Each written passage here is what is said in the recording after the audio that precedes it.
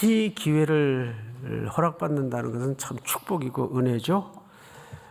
오늘 사사기 전체에서 어쩌면 가장 이야기거리가 풍성한 삼손의 이야기를 만나게 되는데, 삼손은 예수 안 믿는 분들이라도 그 이름이 낯선 이름이 아니죠. 앞서 시간에 이런 말씀을 드렸었어요. 사사기는 나선형 하양 구조를 갖고 있다. 그러니까 몰락을 하는데 계속 나선형의 역사를 재현하면서 그 몰락은, 죄악은 깊어가는 구조를 얘기합니다. 나선형 하양 구조를 갖고 있다. 근데 그 정점을 찍는 인물이 삼손입니다. 삼손의 이야기 속에 그 몰락의 종합적인 내용들이 다 드러나요. 이것은 삼손 개인의 문제보다는 오히려 삼손의 이야기를 통해서 인간의 악함과 무능력을 폭로하는 이야기 장치입니다. 그래서 오늘은 그런 전체 맥락에서 삼손을 좀 같이 보도록 하십시다. 13장 1절을 한번 볼까요? 이스라엘 자손이 다시 여호와의 목전에 악을 행하였다. 여기 다시라는 말이 슬프게도 반복되고 있죠. 이스라엘은 넘어진 자리에 또 넘어지고 그 다음 넘어질 때는 더 심각하게 넘어지고 이런 얘기입니다. 그래서 이것을 나선형 하양 구조를 갖고 있다, 이렇게 설명을 하곤 합니다. 다시 여호와 앞에 죄악을 행했어요. 근데 우리가 본문으로 들어가기 전에 패턴 하나를 알고 들어가야 되는데, 사사기뿐만 아니라 성경 전체에 하나님의 백성들에 대한 패턴을 이렇게 소개합니다. 죄를 져요. 그러면 하나님이 버릇을 고치려고 심판을 하십니다. 그러면 이스라엘 백성들이 또 살려달라고 비명을 질려요.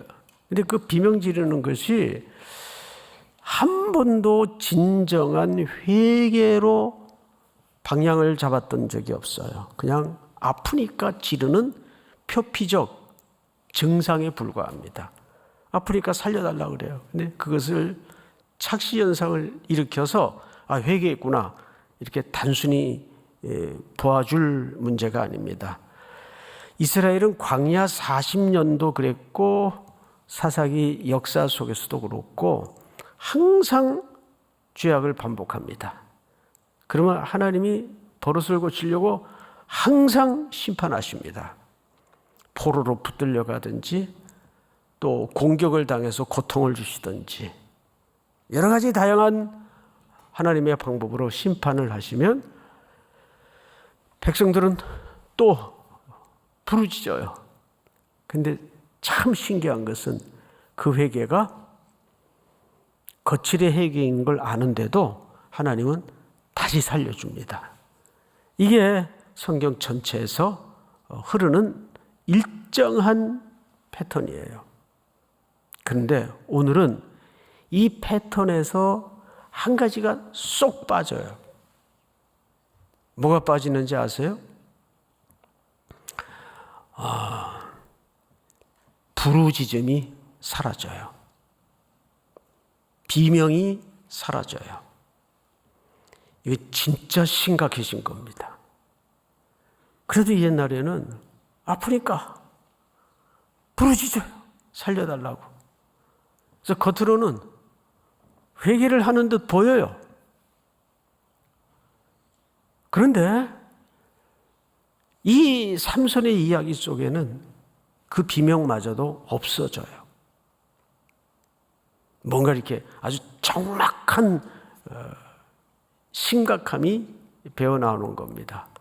그래서 바로 어디로 넘어가냐 하면 이렇게 되어 있습니다. 악을 행하였으므로 여호와께서 그들을 40년 동안 이제 심판하십니다. 블레셋 사람의 손에 넘겨 주시니라. 노예로 팔아버려요. 종으로 끌려가게 만들어요. 무려 40년을. 사사기 역사 속에서는 가장 긴 벌을 지금 받고 있는 중이에요. 그러면 이 정도 세월이면 성경 어느 한 군데에도 비명을 질렀다든지 회개를 했다든지 살려달라고 얘기했다든지 기록이 있을 법한데 없어요. 이제는. 이게 무슨 얘기인지 아십니까? 우리 사사기 15장 11절을 한번 읽어볼까요? 띄워주세요. 제가 좀 읽겠습니다. 우리 박경훈 목사님이 좀 읽어주실래요? 한번 시작. 유다 사람 3,000명이 에담바의 틈에 내려가서 삼손에게 이르되 너는 블레셋 사람이 우리를 다스리는 줄을 알지 못하느냐? 내가 어찌하여 우리에게 이같이 행하였느냐 하니 삼손이 그들에게 이르되 그들이 내게 행한 대로 나도 그들에게 행하였노라 하시니라. 이제 뒤에 나올 이야기인데 미리 한번 땡겨서 읽어보십시다. 이런 얘기예요. 지금 유다 사람들과 또 삼손 사이에 이루어지는 대화, 자기들끼리 그냥 대화하는 거죠. 근데 대화 내용이 이렇습니다. 너는 블레셋 사람이 우리를 다스리는 줄 알지 못하느냐? 네가 어찌하여 우리에게 이같이 행하였느냐? 무슨 얘기냐면 우리가 예를 들어 일제 36년 치하의 생활을 하는데 누군가가 지하 조직을 만들어서 일본 순사들을 공격하고 죽이고 하는 일들이 벌어져 독립운동이 일어난 거예요. 그러니까 한국 사람들이 그 독립운동가에게 가서 이렇게 얘기하는 격입니다. 너 미쳤니? 지금 시대는 일본이 우리를 통치하는 시대야. 이거 당연한 건데 왜 이렇게 분란을 일으켜서 뭐 독립운동에 밥 먹여주냐? 왜 우리를 힘들게 공궁에 몰아넣는 거냐? 지금 이런 대화예요. 자, 이 대화 속에서 섬뜩한 게 뭐냐면 블레셋의 종으로 노예 생활을 한 지가 40년이라는 긴 세월이 흘렀다면 서서히 그것이 익숙해져서 그것이 정상처럼 마인드가 리셋된 겁니다. 우리 지금 이게 당연한 거 아니냐? 블레셋에 통치하려 우리가 놓여 있는 역사인데 지금 이렇게 사는 게 어쩌면 대세야. 왜 너만 쭝불나게 굴어?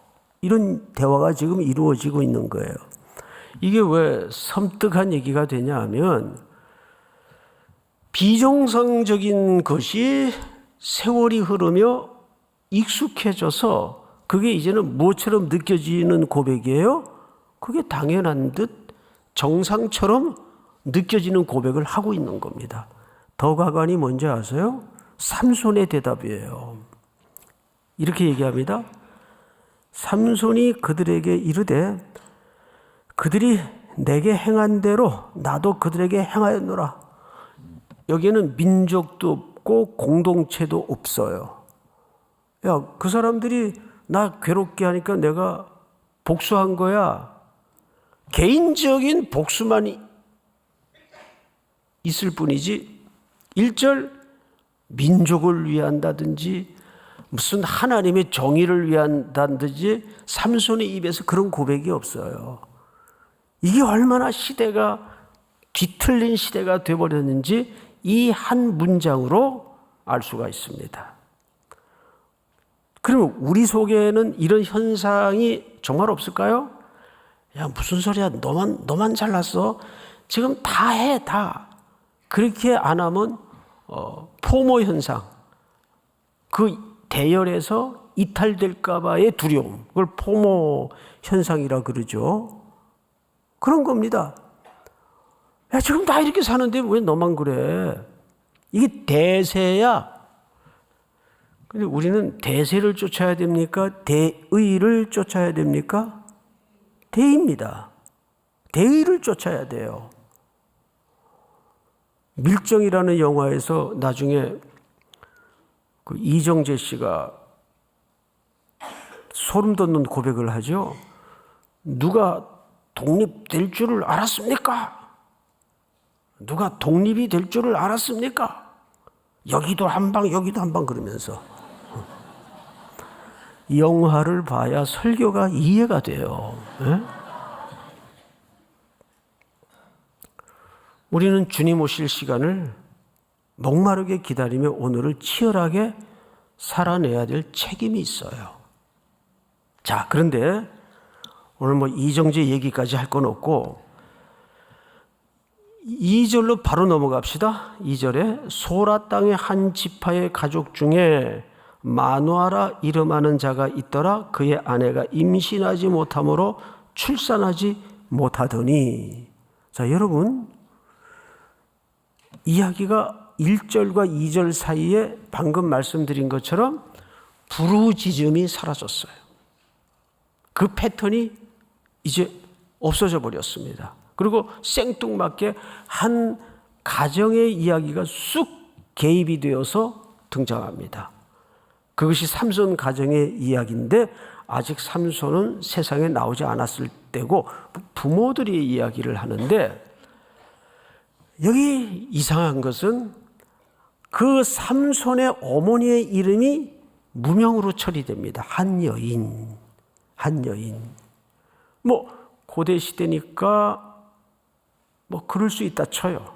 그런데 계속 이제 이 가정의 이야기를 통해서 어색한 표현이 등장을 하는데, 소라 땅의 단지파의 가족 중에 마누아라 이름하는 자가 있더라. 삼손의 아버지가 됩니다. 그의 아내가 불임이에요. 이 불임의 문제는 성경에 종종 라헬, 리브가, 사라, 한나, 엘리사벳, 많은 불임의 스토리가 등장을 하는데, 고대 시대의 불임은 하나님과의 끊어진 상태를 얘기해요. 고대 시대는 3살 먹은 어린 애들이라도 아는 게 하나 있어요. 그게 뭐냐 하면 아이의 생명의 주권자는 하나님이신 걸 알기 때문에 그 시대 개념으로 여자가 아이를 갖지 못하면 하나님께 징계를 받았거나 끊어진 존재로 사람들은 이해를 갖고 있었습니다. 그러니까 지금 여인에게 생명이 없다는 것은 가장 절망스러운 상태를 고발할 때 은유적 그림은 옵니다. 그런데 더 심각한 것은 이 여인이 자기의 고통에 대해서, 자기의 절망에 대해서, 자기의 피로와 희망에 대해서 어떠한 부르짖음이 없다는데 문제의 심각성이 있는 거예요. 사무엘서가 시작되는 사무엘상 1장을 보면 한나가 등장을 하죠. 역사의 큰 서사가 시작이 되면서 생뚱맞게 한나라는 여인이 성소에서 앉아 있습니다. 그리고는 마음을 쏟아내고 통곡하며 기도해요. 아들을 달라고, 생명을 달라고. 그래도 그 부르짖음이 있었기에 그 시대는 희망이 있었어요. 그런데 오늘 삼손의 가정을 대신하는 이스라엘은 그 부르짖음마저 사라졌다는 얘기예요. 여러분, 그럼에도 불구하고 인간의 무기력한 끝 마지막 라인에서부터 하나님은 하나님의 은혜를 출발하시고 시작하시는 분이심을 믿으시기 바랍니다. 오늘 이 이야기를 통해서 하나님이 정말 하고 싶은 얘기는 하나예요. 우리 신학교 강의실에서 배우는 조직신학이라는 강의가 있는데 거기에 보면 선제적 은혜라는 표현을 배웁니다. 선제적 은혜. 우리가 감각하지 못했을 때, 우리가 인식조차 하지 못하고 있을 때, 이제는 나 자신 자체에 대해서도 너무 절망스러워서 일어설 힘과 발버둥조차 무기력하게 되었을 때, 이미 전에 하나님은 우리를 그 상황을 아시고 그 상황을 일으켜서 미리 은혜를 주십니다. 우리를 깨우시고 우리를 감각을 발동케 하셔서 하나님 앞에 시선을 돌리게 만드는 것이 하나님의 선제적 은혜예요. 이제 이들은 어떤 의미에서 기도조차도 하지 못하고 있어요. 진짜 죄악에 너무 깊이 빠져 있으면 나는 이제 안 돼. 내가 나를 알아. 나 지금 12번째 넘어졌는데 내 이번에 일어나면서 깨닫는 것 딱 하나, 13번째 난 넘어진다. 자기 존재에 대해서 깊이 좌절하는 거예요. 마치 이 불임의 한 여인이 직면한 무능력과 무기력처럼. 그럼에도 불구하고 하나님은 이들을 구원하시기 위해서 먼저 은혜로 다가오신다는 거죠. 이들이 회개도 안 했어요. 비명에 가까운 부르짖음조차 없어요. 그런데 하나님은 그 인간의 절망 끝자락에서 한 가정을 통해 하나님의 구원의 드라마가 어떻게 시작이 되는가를 이제 이 무기력의 절정에 놓여진 여인을 통해서 이야기하고자 하는 겁니다. 그 성경을 다시 보세요. 3절.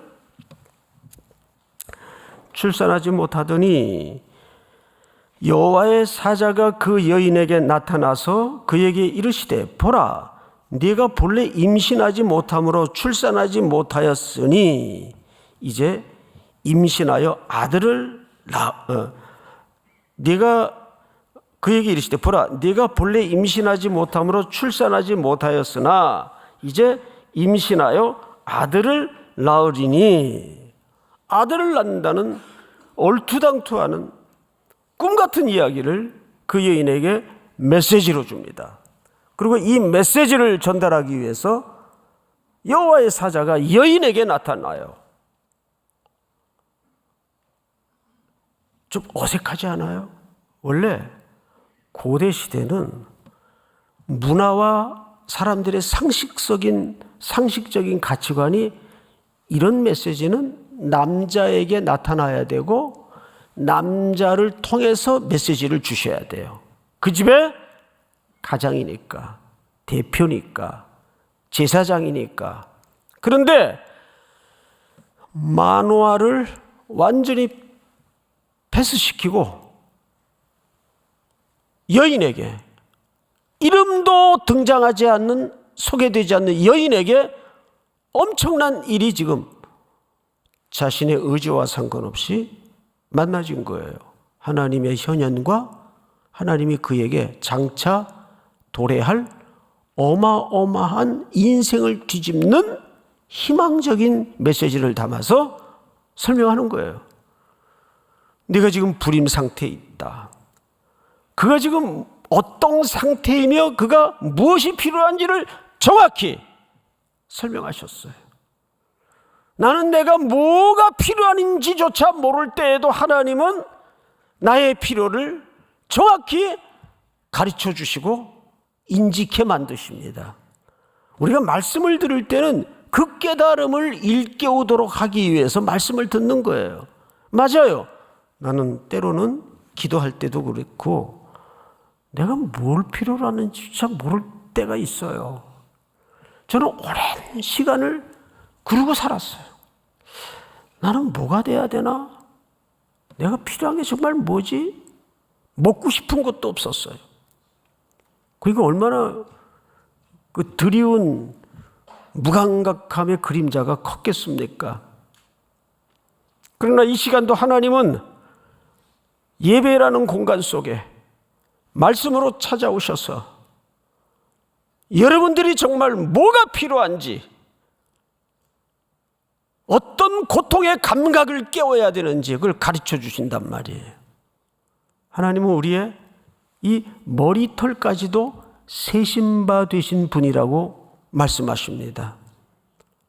나는 내 고통을 몰라도, 나는 내 필요를 몰라도 하나님은 여러분들의 리얼 니즈를 압니까 모릅니까? 아십니다. 아십니다. 자, 4절을 볼까요?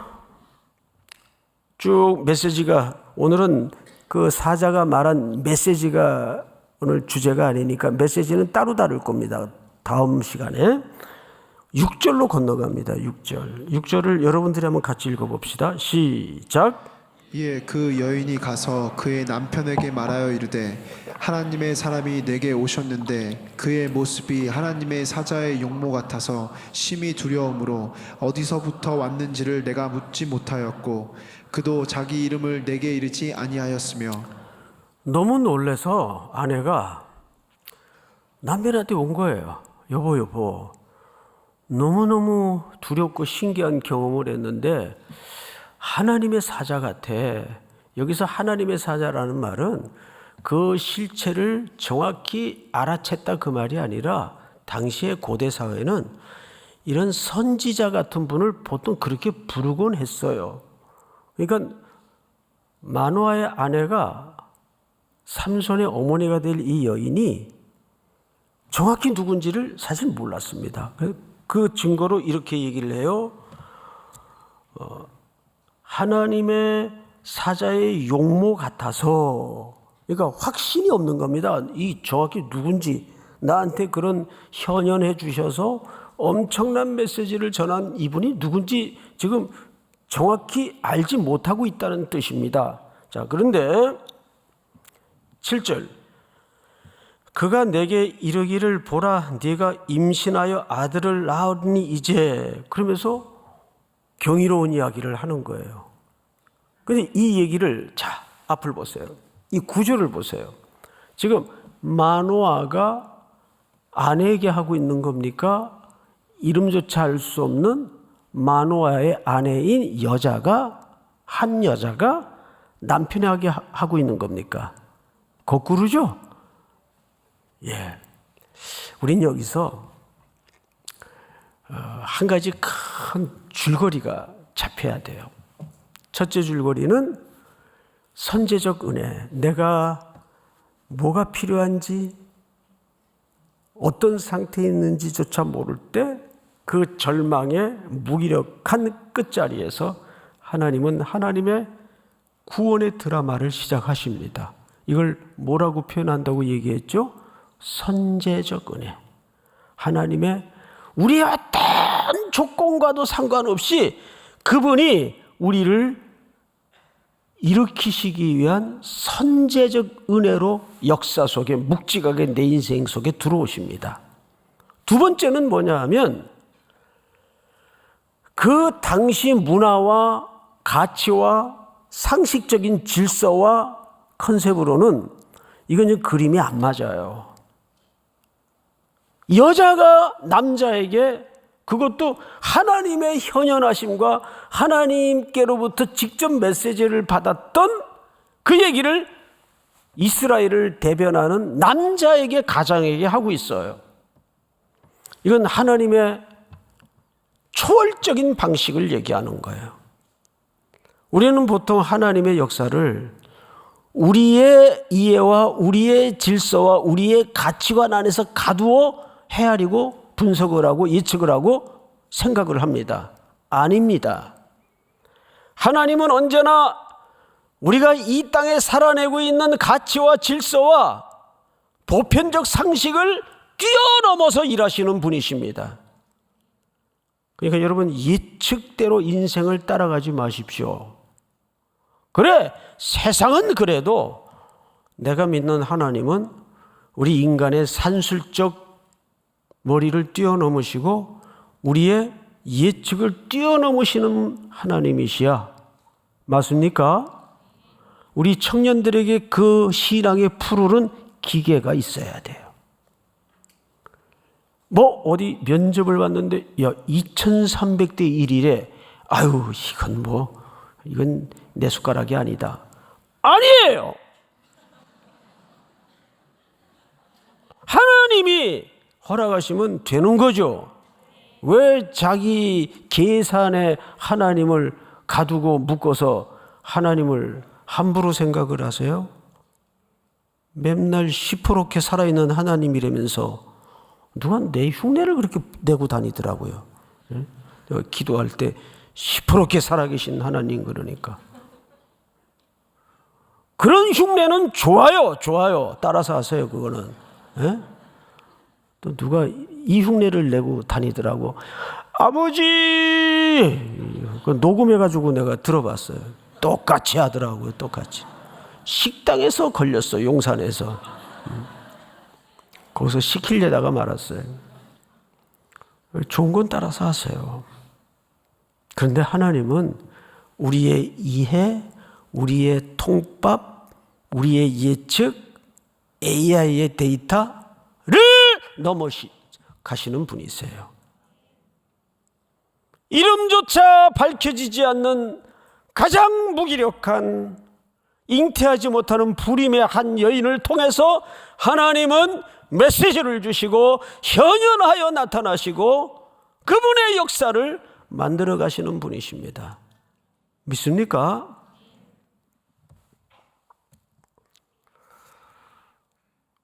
자, 이제 그 다음 어떻게 됐을까? 이 얘기를 들은 남편의 입장에서 어떻게 됐을까? 8절을 한번 전체 같이 읽어보십시다. 8절 시작. 마누아가 여호와께 기도하여 이르되 주여 구하옵나니 주께서 보내셨던 하나님의 사람을 우리에게 다시 오게 하사 우리가 그 낳을 아이에게 어떻게 행할지를 우리에게 가르치게 하소서 하니. 나는 여기서 이 마노아가 아니라 이 남자들의 찌질함의 극치를 봐요. 이제 아내가 와서 어느 날 여보 하나님이 오늘 내게 나타나셨는데 엄청난 메시지를 주셨어. 그걸 딱 들은 마노아의 입장은 느낌은 어떨까요? 와 당신 오늘 영빨이 대단하다 뭐 그랬을까요? 굉장히 존심의 스크러치가 난 거예요. 그래서 어떻게 하든 종교적 행태를 모양새를 갖춥니다. 그리고 그의 언어의 표현을 보면 탁 숟가락을 하나 얹어요. 그래도 이 집의 가장은 난데 뭐 속내에 그런 게 이제 작용이 된 거죠. 그래서 8절을 그런 살아있는 표정으로 한번 읽어보면 이 찌질함의 극치를 만날 수가 있습니다. 마노아가 여호와께 기도하여 이르되 이걸 저는 옳은 기도라고 보지 않습니다. 왜냐하면 주여 구하옵나니 주께서 보내셨던 하나님의 사람을 우리에게 다시 오게 하사 어디다 대고 오라가라 말을 해요 자기가 오게 하사 우리가 그 낳을 아이에게 어떻게 행할지를 가르쳐 주십시오. 계속 주어가 우리입니다.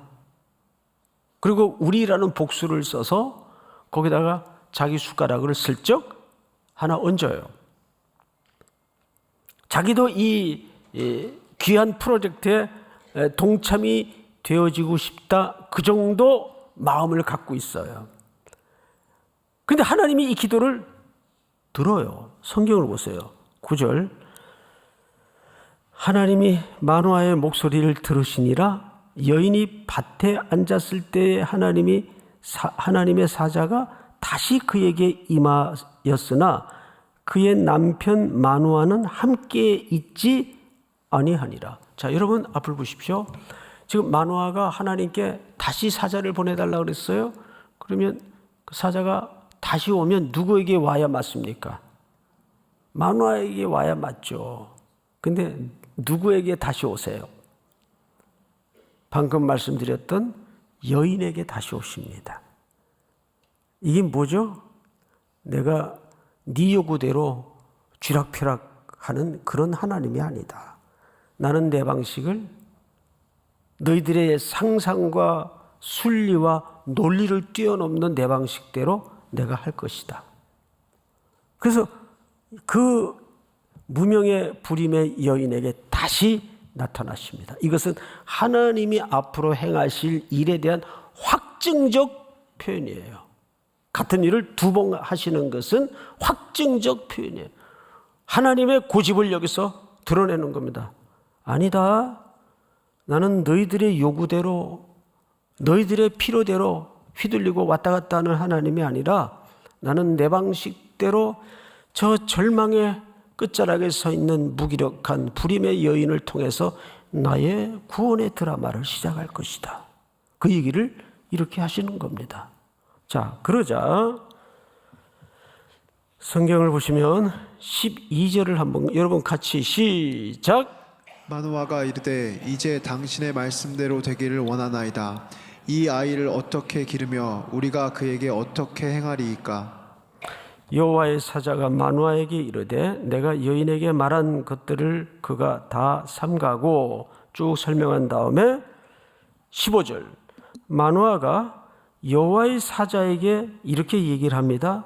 당신은 우리에게 머물러서 우리가 당신을 위하여 염소 새끼 하나를 준비하게 하소서 하니 다 같이 시작. 여호와의 사자가 마노아에게 이르되 내가 비록 나를 머물게 하나 내가 내 음식을 먹지 아니하리라. 번제를 준비하려거든 마땅히 여호와께 드릴지니라 하니 이는 그가 여호와의 사자인 줄을 마노아가 알지 못함이었더라. 계속해서 여호와의 사자에 대한 인식이 가난합니다. 정확히 알지 못하고 있어요. 계속해서 종교적인 절차만 열심히 밟으려는 의도를 폭로시키는 겁니다. 자, 여기에서 이 여호와의 사자와 나눈 대화를 잘 보세요. 당신 우리 집에 조금 더 머물러서 내가 당신에게 대접을 좀 해야 되겠는데, 이건 그 당시 고대 시대에 어떤 좋은 분이 우리 집에 와서 좋은 이야기를 해주고 갈 때에는 그를 대접해야 된다는 환대 문화가 있었어요. 이것이 꼭 선지자가 아니더라도 이런 요청은 충분히 이해가 되었던 시대입니다. 그런데 이 여호와의 사자가 16절을 보시면 이런 얘기를 해요. 마노아에게 이르되 네가 비록 나를 머물게 하나 내가 네 음식을 먹지 아니하리라. 번제를 준비하려거든 네가 정 그렇게 하나님을 대접하려거든 누구에게 해라? 여호와께 해라. 여러분, 이 땅에 이런저런 벌어지고 발생하는 모든 고통, 눈물, 피하고 싶은 일들, 가슴앓이, 두려움, 공포, 누구나 이걸 비껴 살 사람은 없어요. 그런데 이런 모든 것들이 결국은 우리의 시선을 교정시키는 역할을 합니다. 이 여호와의 사자도 자기들에게 대접을 하려는 마노아의 잘못된 의도를 라인 체인지, 노선을 바꿔주세요. 아서라, 네가 정말 하나님 앞에 번제를 드리거든 나에게 드리지 말고 하나님께 드려라. 네가 지금 뭔가 잘못 보고 있다. 시선을 교정시켜주는 겁니다. 그래서 여러분, 반대에 부딪히고 장애물이 앞에 등장을 하고 할 때 그 자체로 목적을 갖지 않아요. 하나님은 언제나 그 걸림돌, 웅덩이, 가시덤불, 건너야 될 강, 넘어야 될 험준한 산맥을 통해서 그 모든 시선이 주께로 돌려지도록 만드는 장치입니다. 사람은 저나 여러분이나 어쩔 수 없어요. 어디 손가락이라도 끙끙거리고 아파봐야 아버지 도와주세요. 애기 키우는 부모님들은 애기 감기라도 알아봐야 우리 애기 좀 고쳐주세요. 열이 내리게 해주세요. 그래서 자녀들을 양육하는 부모들은 한 호흡, 침 삼킬 그 순간마저도 주님의 은혜에 매달리지 않으면 안 되게끔 만드는 거예요. 가족 문제도, 직장 문제도, 학원 문제도 마찬가지예요. 그래서 태클이 걸릴수록 일이 정확해집니다. 믿습니까? 태클이 걸릴수록 일이 정확해지고 그 정확해진다는 말이 내가 원하는 대로 일이 제자리를 잡는다는 말이 아니고 하나님을 의지하게 돼요. 하나님 기초되지 않는 어떤 일들도 자기 일밖에는 아닙니다. 하나님의 손길에 맞닿는 일만이, 하나님의 은혜를 간구하는 맞닿는 일만이 하나님의 일이 됩니다. 이렇게 우리의 시선을 바꿔주십니다. 자, 이제 마지막으로 이름을 물어요. 성경을 볼까요?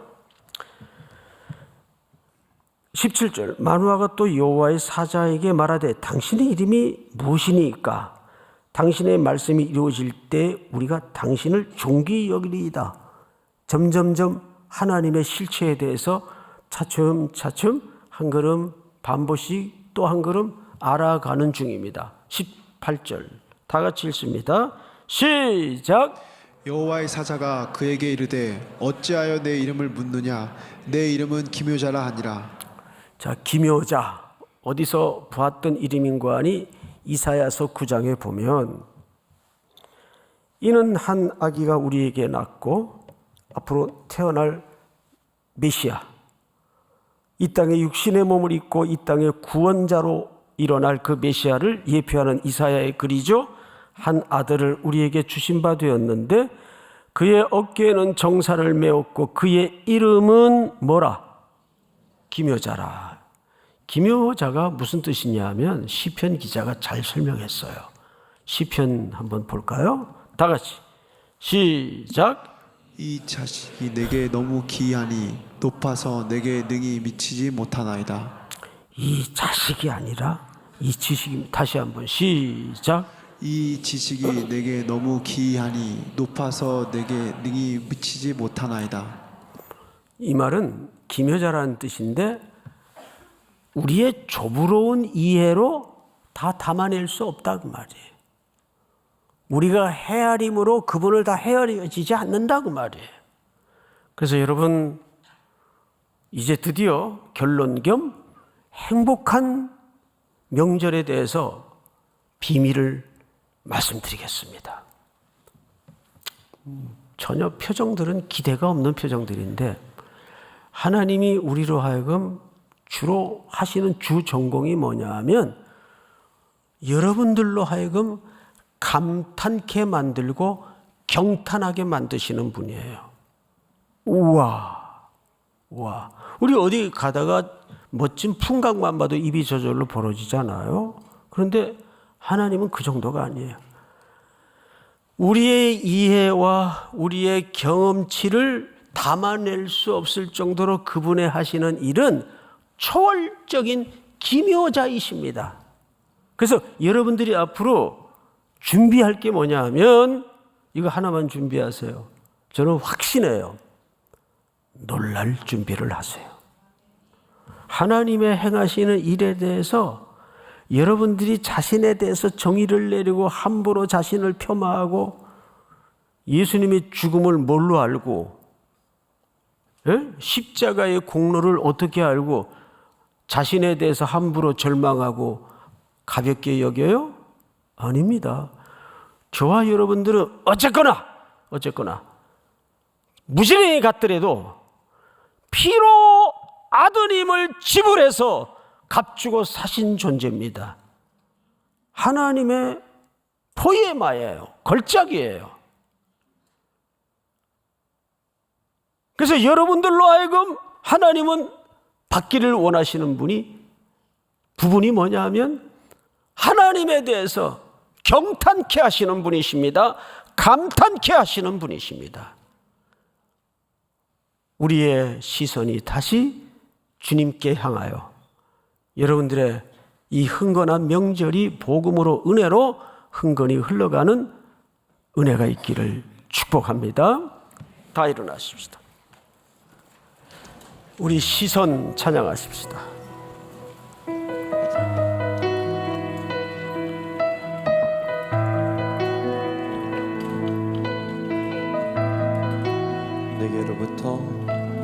내게로부터 눈을 들어 주를 보기 시작할 때 주의 일을 보겠네. 내 작은 마음 돌이키사 하늘에 꿈꾸게 하네. 주님을 볼 때 모든 시선을 주님께 드리고 살아계신 하나님을 느낄 때 살아계신 하나님을 느낄 때 내 삶은 주의 역사가 되고 하나님이 일하기 시작하네. 성령이 나를 변화시켜 모든 두려움 사라질 때 주의 일을 보겠네.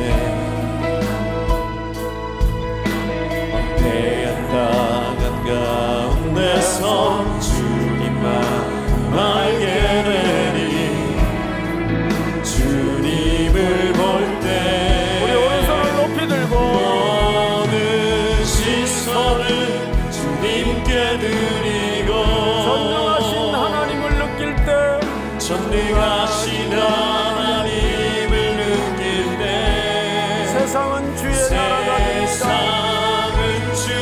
하나님이 여러분들을 위해서 일하시기 시작하시는 그 자리에 서 있기 바랍니다. 하나님이 일하기 시작하네. 모든 시선을 주님께 드리고 모든 시선을 주님께 드리고 전능하신 하나님을 느낄 때 세상은 주의 나라가 되고 하나님이 일하기 시작하네.